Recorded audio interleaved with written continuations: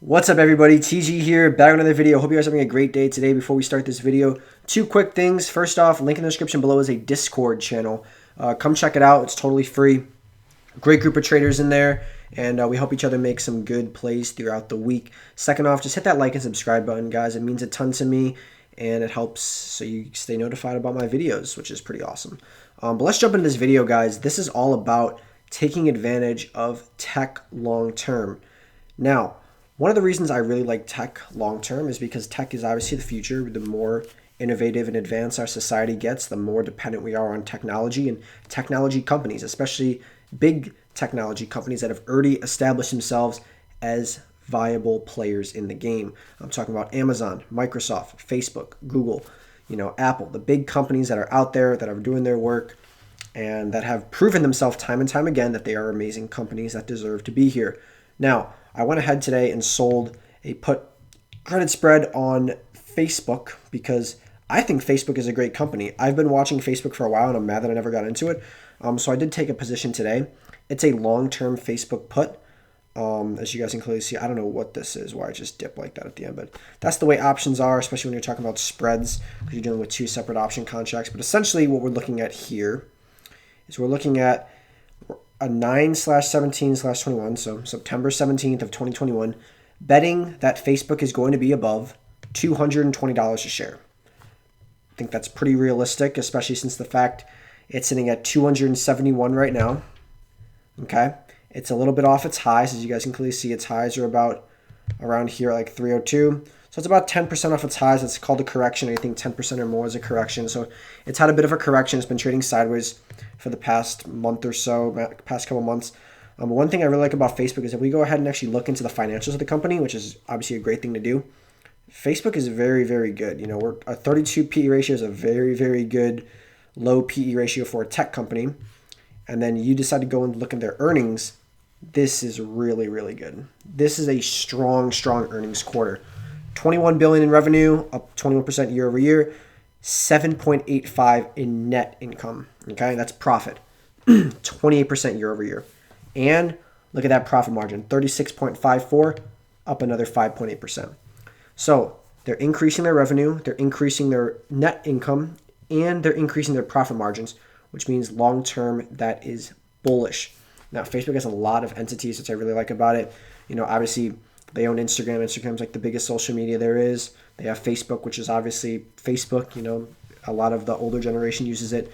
And now a lot of shops are using it with the Facebook Marketplace and the innovations that they've added towards that as well. They also have amazing ad revenue, ad business, which is obviously huge because ads are increasing and they make a lot of money from their ads, especially on Instagram. Instagram is not going any away anytime soon. So Facebook long term, I like it. We're giving ourselves a lot of space as well. 50 points. Let's say something bad happens and the stock goes down another 10-20%. We're still going to be fine. Okay, maybe not 20%, but about 20%. About like 15% is our breathing room. So even if the next 10 months Facebook trades sideways or goes down 10%, we still make money on this trade because it's above 220. So it's a safer play. Obviously, if I was extremely, extremely bullish on it, I would go ahead and sell like a 271. But it's a little more risky, and I don't really want to take a lot of risk right now, especially if we look at my account. I don't have much buying power. So this is on margin technically. If you guys look at it, my options collateral is about 51,000 worth of options collateral. So I don't want to be using too much right now in case that bad scenario happens where everything goes to hell, which hopefully does not happen, but is a possibility. So Facebook's one of the companies that we chose to get a new position in. We also chose to do DraftKings. DraftKings, if you guys don't know, is the sports betting, biggest sports betting operator in the world, okay?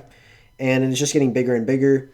And as you know, if you've watched any sporting events, they're the biggest ones in the ads. They have their ads everywhere. And, they haven't been profitable because of that. But they're setting themselves up to become profitable because of that as well. So it's kind of like a catch-22 in the sense like, oh, the reason they're not doing it is because they're spending so much on ads and stuff. But in reality, that when they don't have to do ads much more once they already have the audience and the daily active users, which they're getting because it's getting bigger and bigger. Sports betting, as it becomes more legal nationwide, people are going to look for something to do it on. They're going to pick DraftKings because they know about it. And they also have deals with professional NFL teams and MLB teams, and just have a really good reputation of being the best of the best. And people like that. You want someone that you're going to trust if you're going to put your money into it. So they choose that. But let me show you guys my positions in DraftKings, because there were some Leaps ones. Like I said, I like Leaps because Leaps gives us protection right here. This is a very, very safe bet. We're basically saying that DraftKings is going to stay above $40 by October of next year. Now, I wanted to wait a little bit because DraftKings was sitting pretty high. It was about $60 a share. And then I saw it pull back into the 40s, and I was like, bam. That's a good time to jump in on this trade. So we got paid about $900. We're putting up $2,000. That's a really good return on investment. That's about 40-something% right there. And we'll collect all 889 in, a little less than a year, 10 months, as long as DraftKings stays above $40. So DraftKings, again, would have to drop 20% for us to have to be able to purchase it. Now, DraftKings is obviously up a whopping 350% this year, but at the same time, it's kind of warranted. I mean, this company has just gotten so big, and sports betting has gotten so big. It's a pretty good trade to make. Now, obviously, if things go rough and it really starts to fall like another 10, 15, 20%, okay, then I'll readjust and, think about that. But I like DraftKings long term. I think DraftKings is a solid company with, good year-over-year growth, and that's something we want to see, especially the daily active users on the platform who are betting every single day. I mean, we talk about revenue. They're up 90%, 98% year-over-year, which is huge. So obviously that's pretty good. They're consistently making more revenue every year. Net income, it's hard to tell because they're not profitable right now, but we're hoping in about a year or two they will be profitable because, like I said, they're spending a lot of money right now on ads. So, it's something to do. But I really do like DraftKings. I think if you're going to buy something in an entity, a gaming/gambling entity, you might want to go for the best of the best, and DraftKings is the best of the best. So we chose that. And then we also sold some credit spreads on PLTR. Yes, everyone's favorite PLTR. Some longer term, some shorter term, both on it actually. We have one for January 15th that we are up pretty good on as of right now, or actually not up good on, my bad. But it's not much. Like I said, we're getting $46 on this trade. It's not much at all because we only sold one of them. And then we also did another one for a little later on. This is a little more safe for the longer term one. Let's see. There it is right there. Basically saying it's going to stay above $20 a share. We got $152 for that as long as it stays above 20. Like I said, we got about, again, exactly 20%, like 19.89% before we're in trouble. So pretty safe stuff. We're playing the house and we're hoping to get paid off well for it. It's a pretty simple strategy. I've showed you guys many times. Put credit spreads. Check my channel out. There's a whole video on how to do it. But that's what our positions are now. We're betting on tech long term, betting on some of these companies that are innovative in their industry that are going to do well long term as well. They've taken a little bit of a hit right now. Now's the time to get in. You don't want to buy it up at the height of it. You want to wait a little bit, wait till it cools off, has a correction over 10%, like Facebook did, like DraftKings did, like PLTR did. So you use that, then you enter your trade. You give yourself some time and some strike prices away.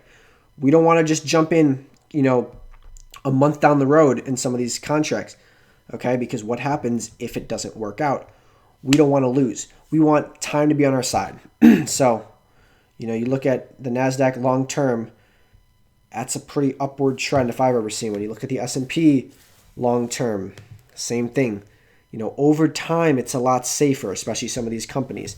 Now, that's where we pick companies we like, innovative companies that are here to stay. So, guys, let me know what you think about this strategy. Obviously, we've been doing it for a little bit, and it's been working out pretty good. We're up 25% in the past 3 months, so obviously that's pretty good.